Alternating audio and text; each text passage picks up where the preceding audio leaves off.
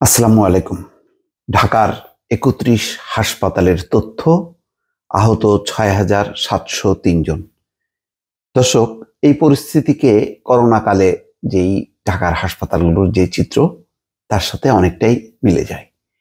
করোনাকালে যেমন প্রচুর মানুষের ভিড় ছিল, হাহাকার ছিল, হুলস্থুল কাণ্ড ছিল, এখন ঢাকার হাসপাতালে হাসপাতালে অসংখ্য আহত রোগী এবং তার চিকিৎসায় ডাক্তার, নার্স তারা ব্যতিব্যস্ত, আত্মীয় স্বজন এবং কান্নাকাটি, তার মধ্যে মৃত্যুর এবং নানা রকম যেই কি বলবো, এটা বর্ণনার বাইরে। দর্শক, যেই পরিস্থিতি ঢাকার হাসপাতালগুলোতে, কেউ গুলিবিদ্ধ, কেউ কাঁদানে গ্যাসের তীব্র ধোঁয়ায় সে আক্রান্ত, কেউ লাঠির আঘাতে, কারোর মাথা ফেটে গেছে, কারোর পা ভেঙে গেছে।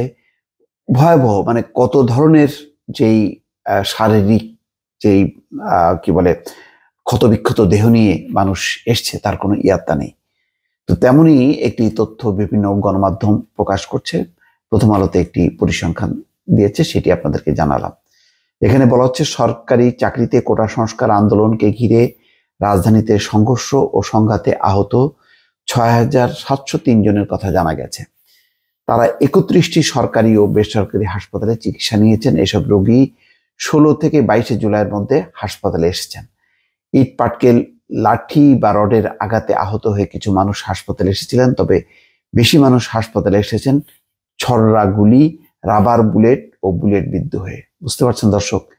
তাহলে কি মানে অসংখ্য, মানে হতাহতদের মধ্যে অধিকাংশের শরীর হচ্ছে ছররা গুলি, বুলেট বিদ্ধ এবং কাঁদানে গ্যাসের কারণে তারা মারাত্মকভাবে অসুস্থ হয়েছে, অনেকে শ্বাসকষ্টে ভুগছে। রাজধানীতে সংঘর্ষ সংঘাত শুধু ঢাকা বিশ্ববিদ্যালয় এর আশেপাশে এলাকায় সীমাবদ্ধ ছিল না। বেশি সংঘর্ষ হয়েছে উত্তরা, বাড্ডা, রামপুরা, মিরপুর, যাত্রাবাড়ি, শনিরাকড়া, মোহাম্মদপুর, বছিলা, ধানমন্ডি এলাকায়। আহত ব্যক্তিরা এসব এলাকার কাছের হাসপাতালে প্রথমে চিকিৎসা নিয়েছেন বলে ধারণা করা যায়। প্রথম আলোর প্রতিনিধিরা ২৩ থেকে ২৭ জুলাই রাজধানীর মোট ৩৮টি সরকারি ও বেসরকারি হাসপাতালে গিয়ে কর্তৃপক্ষের সঙ্গে কথা বলেছেন। এর মধ্যে সরকারি হাসপাতালে ৯টি, বেসরকারি বাকি বেসরকারি ২৯টি বেসরকারি হাসপাতাল আছে।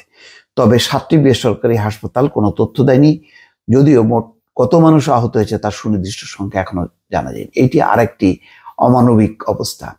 যারা আহত হয়ে এসেছেন, অনেক বেসরকারি হাসপাতাল তাদেরকে চিকিৎসা দেয়নি, ফিরিয়ে দিয়েছে তারা তাদের নিরাপত্তার কারণে।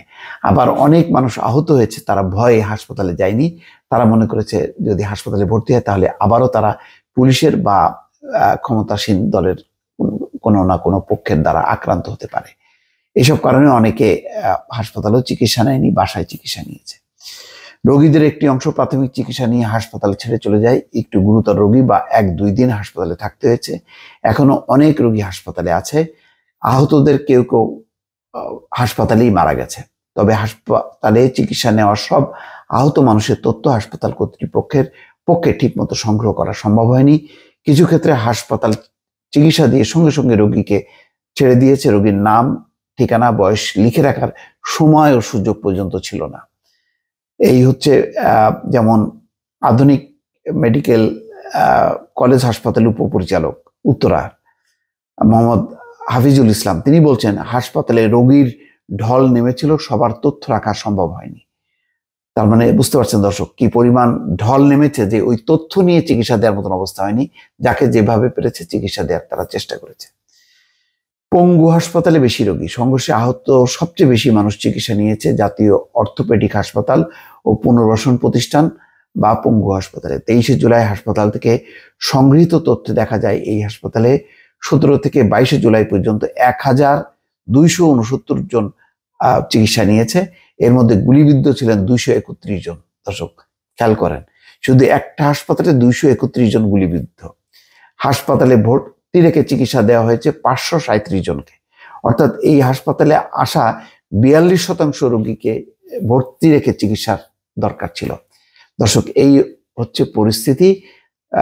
কি পরিমাণ ভয়াবহতা আন্দোলনকারীদের উপরে গেছে গত 4-5 দিনে। দর্শক, এই চিত্র থেকে আপনারা নিশ্চয়ই বুঝতে পারছেন। ভালো থাকবেন। আল্লাহ হাফেজ।